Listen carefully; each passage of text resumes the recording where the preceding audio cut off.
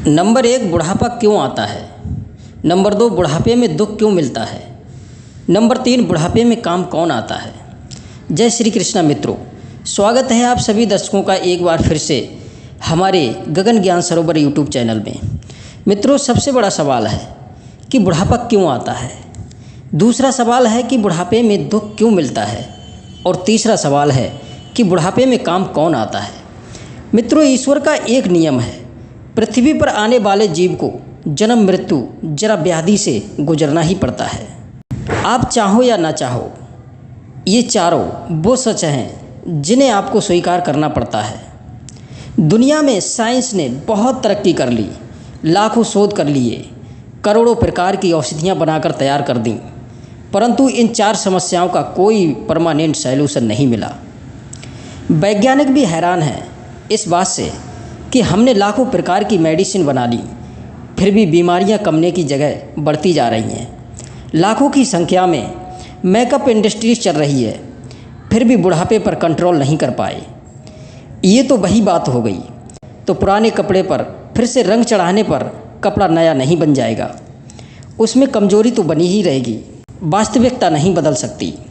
अब सवाल है कि बुढ़ापा आता क्यों है। मित्रों, गीता में भगवान श्री कृष्ण कहते हैं कि हे अर्जुन, जिस तरह मनुष्य वस्त्र पुराने होने पर उन्हें उतार कर नए वस्त्र पहन लेता है, उसी तरह जीवात्मा पुराने शरीर को छोड़कर नया शरीर धारण कर लेती है। जिंदगी की यात्रा में हजारों कठिनाइयाँ, हजारों यातनाएं, दुख, कलेश, संताप भोगते भोगते मनुष्य का शरीर जर्जर हो जाता है, जिसकी नवीनता तेज बल क्षीण हो जाता है। इसलिए वह बुढ़ापे की अवस्था को प्राप्त होता है।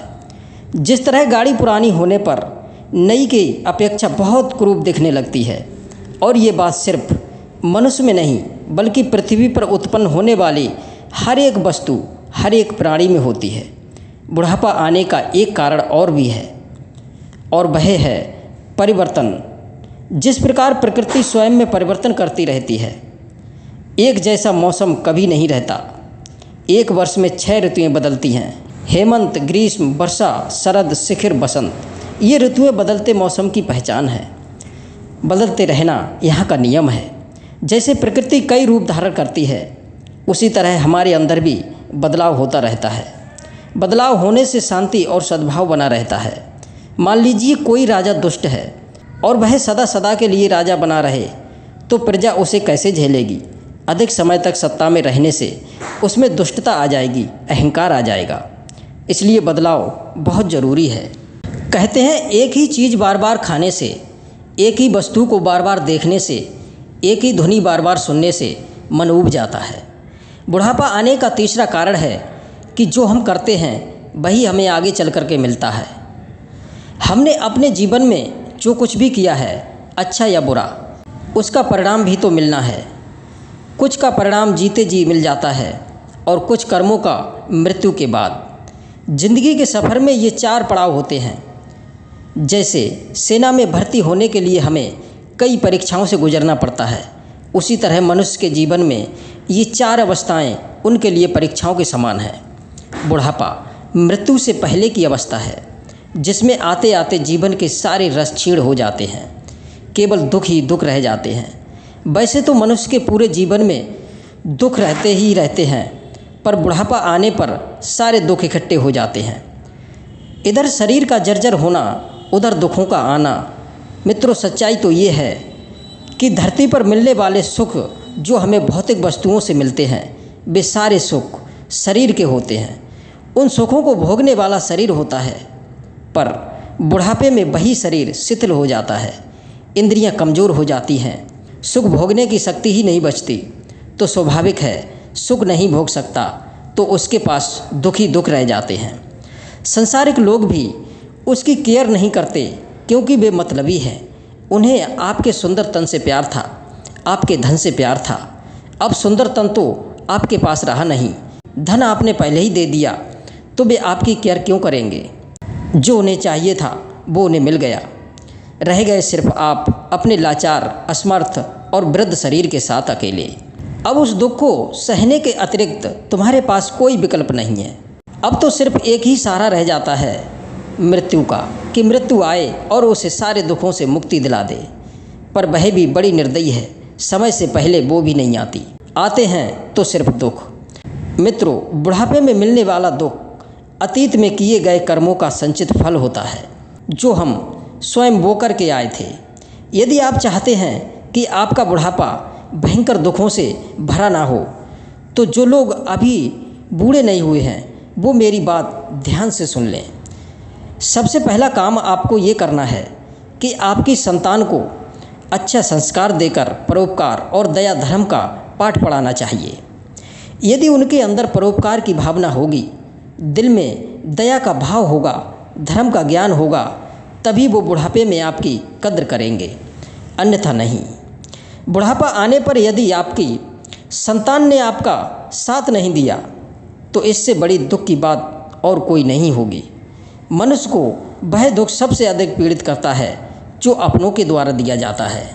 एक बार सोने ने लोहा से पूछा, हे भैया लोहा, जिस हथौड़े से तुम पिटते हो उसी हथौड़े से मैं पिटता हूँ, पर मैं तो इतना चिल्लाता नहीं जितने कि आप चीखते चिल्लाते हो, इसका क्या कारण है? लोहे ने कहा, हे भाई, तुम जब पिटते हो तो तुम्हें मेरे जितनी पीड़ा नहीं होती होगी, क्योंकि तुम्हें जिस हथौड़े से पीटा जाता है वह लोहे की बनी होती है।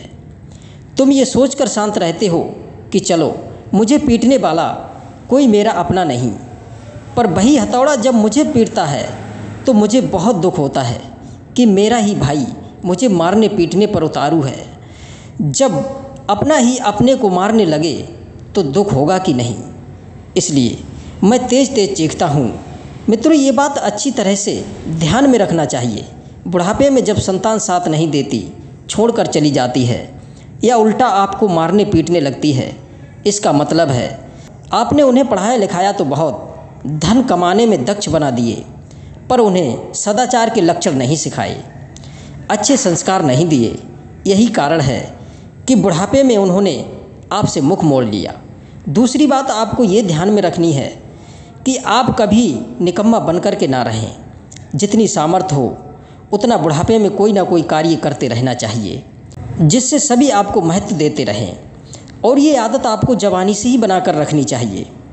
अगर जवानी से आपने सोच लिया कि मेरे पास बहुत सारा धन है, मेरे बच्चे भी जवान हो गए, अब मुझे कुछ करने की ज़रूरत नहीं, सारा कारोबार बच्चों के हाथ में दे दिया और स्वयं आराम की ज़िंदगी बिताने लगे, तो याद रखना वही आराम आपको बुढ़ापे में बहुत दुख देगा। उस समय आप ना तो काम करने की स्थिति में होंगे और संतान ने भी साथ छोड़ दिया तो फिर आपका कोई नहीं होगा। इसलिए कभी किसी पर बोझ बनकर मत रहना। तीसरी बात, कम से कम बोलना। ज़्यादा बोलने से शक्ति और बुद्धि दोनों छीड़ हो जाती हैं, फिर कोई आपको भाव नहीं देता, वे रोज़ रोज़ की आपकी बकबक से तंग आ जाते हैं।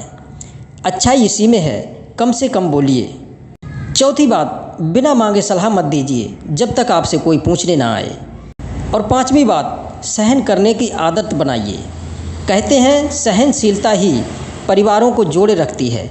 यदि किसी ने आपसे कोई टेढ़ी मेढ़ी बात कह दी और आपने उसे सहन नहीं किया तो आपके परिवार में बिखराव की स्थिति बन जाएगी। पूरा परिवार छिन्न भिन्न होकर इधर उधर चला जाएगा। उस स्थिति में आपको कोई नहीं पूछेगा और आपके परिवार की शक्ति कमज़ोर पड़ जाएगी। मित्रों, मुझे उम्मीद है कि आप इन बातों को अपनी ज़िंदगी में ज़रूर अपनाएंगे दोस्तों, और ये बातें अपनानी भी चाहिए। अगर ये बातें आपने अपना ली तो बुढ़ापे में आपको कभी कष्ट नहीं होगा। दोस्तों, वीडियो के विचार आपको कैसे लगे हमें कमेंट के माध्यम से अवश्य बताएं। फिर मिलते हैं किसी नई वीडियो में नई ज्ञान चर्चा के साथ। आप सभी का बहुत बहुत धन्यवाद। जय श्री कृष्णा, जय श्री राधे।